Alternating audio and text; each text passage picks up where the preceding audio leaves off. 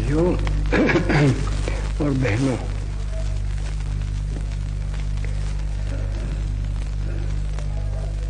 अखबारों में कुछ 4-5 रोज के पहले शायद आया होगा, शायद नहीं है लेकिन आया था, वो मुझे याद है कि यहाँ एशिया के लोग काफ़ी आने वाले हैं, एक लेबर कॉन्फ्रेंस होने वाली है, तो वो शायद 30 तारीख को होगी।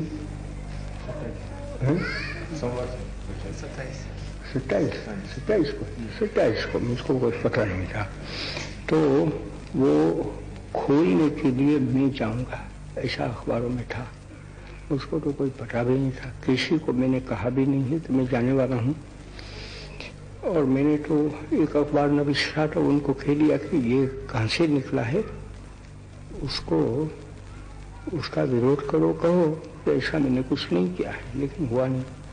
तो पीछे मुझको पूछा जगजीवन राम जी ने, जो लेबर मेंबर है यहाँ, मिनिस्टर है हमारे, कि तुम्हारे आना है, लेकिन वो तो सोमवार है, इसलिए तो बाकी पूछने की बात नहीं रही। तो मैंने कहा कि मुझको पता ही नहीं है कि मैं जाने वाला हूँ और मैं जाना भी चाहता नहीं हूँ। तो उन्होंने कहा कि नहीं, वो तो अखबारों में है। तो मैंने पीछे जवाहरलाल जी से पूछा कि ऐसा कोई मैंने गलती से भी कह दिया है, तो उसको आश्चर्य हुआ कि मुझको तो कोई पता ही नहीं था और मैं कोई आशा नहीं करता हूँ कि तुम्हारे वहाँ आना है। तो मैं तो इतनी बात कह देता हूँ कि मुझको कोई वहाँ जाने का है ही नहीं। और आज सबको समझ लेना चाहिए कि मैं किसी और काम कर रहा ही नहीं। मेरे पास एक काम पड़ा है, वो काफ़ी से ज़्यादा है, ऐसा मैं महसूस करता हूँ। वो काम अगर सफल हो जाता है और मैं समझूं कि अभी ठीक है, क्योंकि वो तो मेरा जीवन भर का कार्य है कि हम सबको मिल कर रहे हैं और एक मुल्क के हैं, एक मुल्क में पैदा हुए हैं, पीछे कोई भी हो।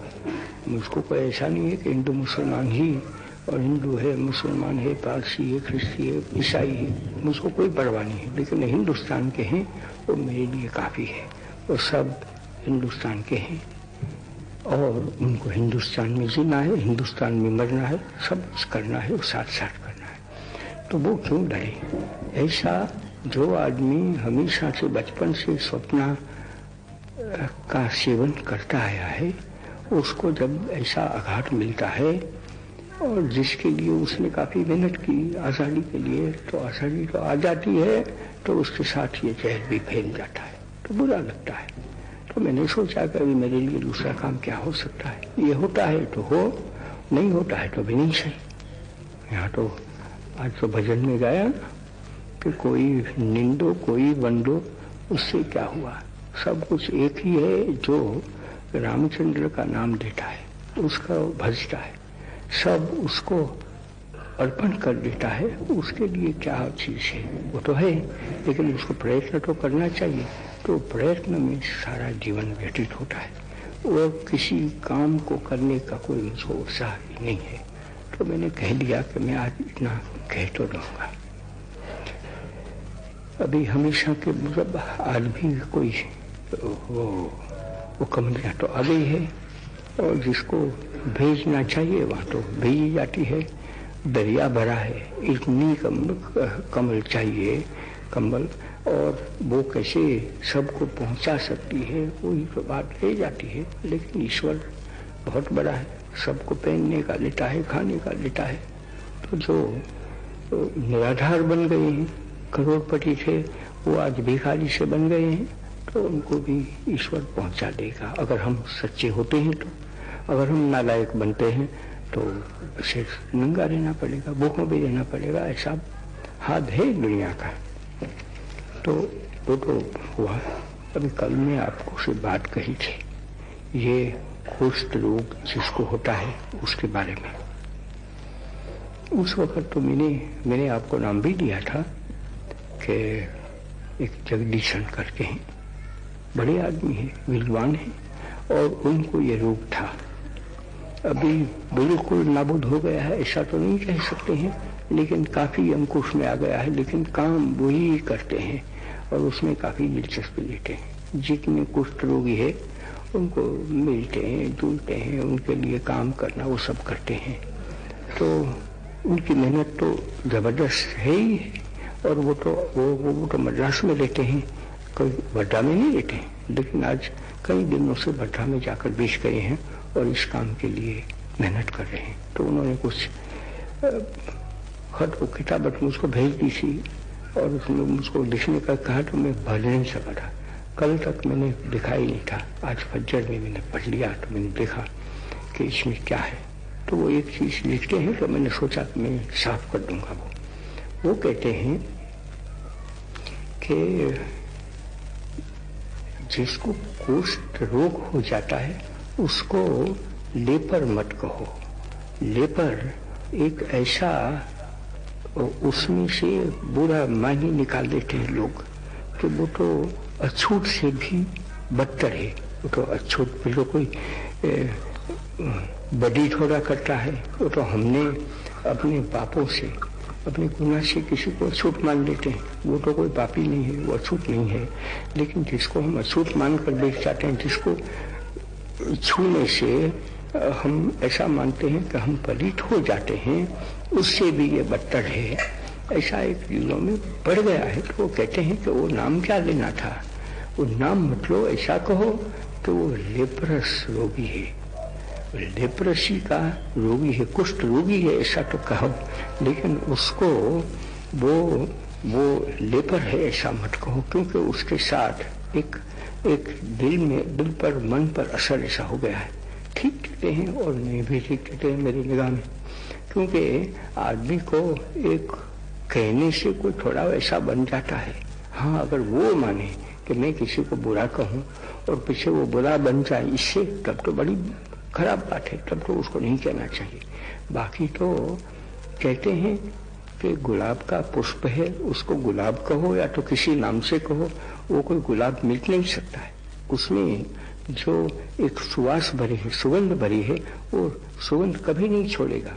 उसको पीछे जो कुछ भी नाम देना है, बद से बदनाम कोई समझ सकते हैं, ऐसा भी लोग तो बदनाम देने से भी वो गुलाब का पुष्प है, वो बदनामी नहीं हो सकता है।